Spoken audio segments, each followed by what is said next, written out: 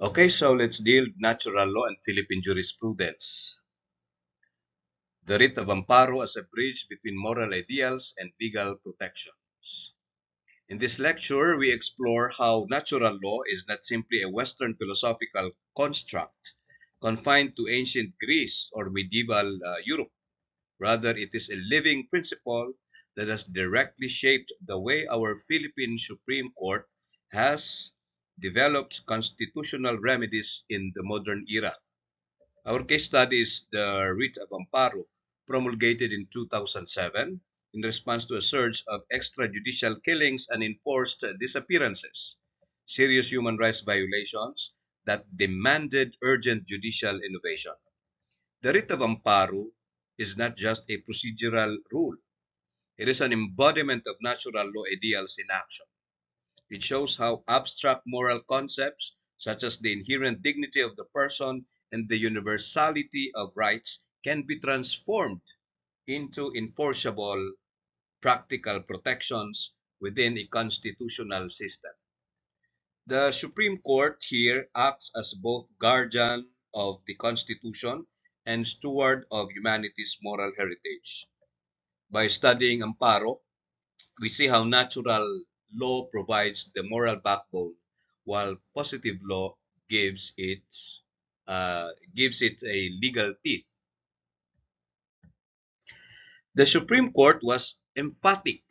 Human rights are synonymous with natural rights, those that spring not from statutes or constitutions, but from natural law itself.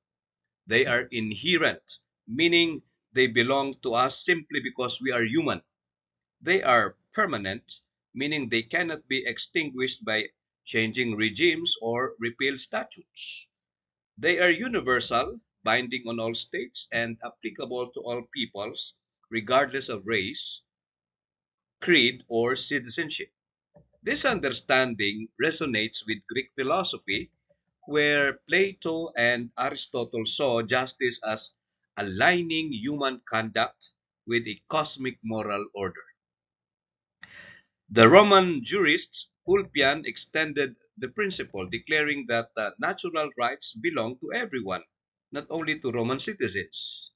Aquinas, in the medieval Christian tradition, taught that natural law is our rational participation in God's eternal law.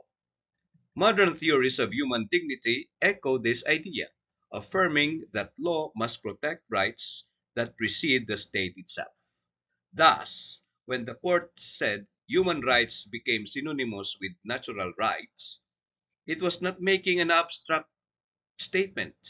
It was situating Philippine constitutional law within a 2,000-year-old conversation about justice, morality, and the inherent worth of the human person. The writ of amparo was promulgated by the Philippine Supreme Court on October 24, 2007. The context is crucial. By the mid-2000s, the Philippines was facing an alarming rise of extrajudicial killings and enforced disappearances, often linked to security forces or tolerated by state actors. Victims' families often found existing remedies such as habeas corpus or criminal complaints too slow, too limited, or ineffective. Amparo filled this gap. It provided a rapid, accessible, and protective remedy focused not on punishing perpetrators, but on securing the life, liberty, and security of victims.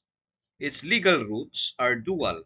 Domestically, it is grounded in the Bill of Rights of the 1987 Constitution, particularly the guarantees of life, liberty, and security. Internationally, it reflects the Philippines' obligations under human rights treaties such as the International Covenants on Civil and Political Rights. Philosophically, however, its foundation lies deeper. It draws from natural law, which insists that the right to life and dignity is inalienable. And when positive law is inadequate, higher law demands innovation. Thus, amparo is at once a constitutional, international, and natural law response to human rights crisis. The court's reasoning rests on natural law's central premise. Rights pre-exist the state. Governments do not grant us the right to life, liberty, or security. They merely recognize and protect what is already there. Now, these rights are grounded in universal goods that all human beings pursue: the preservation of life, the enjoyment of liberty, and the assurance of personal security. The court made this explicit when it said human rights became synonymous with natural rights. This is a bold jurisprudential statement. It declares that even in the absence of constitutions or statutes, these rights endure. They are not product of political will, but reflections of human dignity itself. Thus, the writ of amparo represents the court's attempt to translate natural law's moral imperatives into positive legal remedies. It is a concrete way of saying, because you are human, your life and liberty deserve protection, and the courts will act even if statutes are silent. The court's move also highlights the age-old tension between natural law and legal positivism. Natural law holds that rights are grounded in morality and human dignity. Legal positivism insists that rights exist only when enacted by competent authority. Now, Thomas Hobbes, writing in the 17th century, conceded natural law, but argued that it becomes binding only through sovereign enforcement. Jeremy Bentham, the father of legal positivism, went further. He dismissed natural rights as nonsense upon stilts, insisting that only real enacted laws can create real rights. The writ of amparo implicitly rejects Bentham's cynicism. It affirms that rights do not depend on legislative recognition for their validity. However, the court also acknowledges positivism's insight. For rights to be enforceable, they must be translated into concrete legal forms.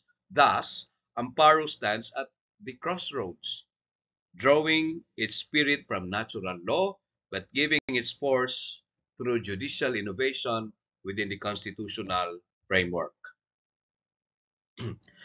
The Supreme Court located amparo within a historical lineage where natural law ideals were gradually positivized. Consider the milestones: the Magna Carta of 1215, where even kings were bound to respect due process; the French Declaration of 1789, which boldly proclaimed universal rights inspired by natural law; the U.S. Bill of Rights of 1789, which entrenched the civil liberties into enforceable law; and the Geneva Conventions beginning in 1864, which sought to protect human dignity even amidst war. The 1987 Philippine Constitution belongs to this tradition. Emerging from the abuses of dictatorship, it embedded dignity, liberty, and human rights as central values. Yet, as the amparo cases reveal, even written constitutions sometimes fall short in practice. Hence, the court innovated by crafting amparo, bridging the gap between lofty ideals and enforceable protections. Natural law thus finds continuity. It inspires, then it shapes, and finally, it incarnates into legal forms. The court clarified the key doctrine. Natural law provides the moral backbone of rights, but courts enforce rights only once positivized. In Imbong versus Ochoa, 2014 case, for example, the court held it could not invent new rights beyond what law or constitution provides. Yet in Amparo, the court innovated within constitutional boundaries. It did not create new rights. It crafted a new remedy to protect rights already recognized as fundamental. This is the fine line the judiciary must walk. Natural law inspires the recognition of inherent rights, but judicial authority requires grounding in positive law. Amparo illustrates how the court can use its constitutional rule-making power to translate natural law ideals into enforceable procedural remedies. The genius of the writ amparo lies in its bridging function. On, on, on one hand, it honors natural law's demand that life, liberty, and security are inherent and must be protected at all costs. On the other, it operates squarely within the positive law framework of judicial rulemaking. Amparo provides immediate protection even without waiting for criminal conviction or specific statutory provision. Families of victims can petition directly to safeguard threatened rights. This reflects natural law's urgency. Justice delayed is justice denied. That's natural law. Yet it remains lawful, grounded in court's constitutional authority. In this way, amparo is neither a flight into judicial activism nor a retreat into positivism. It is balanced, innovative response, embodying the dynamic dialogue between natural law and positive law. The writ of amparo has had a transformative impact on Philippine constitutional law.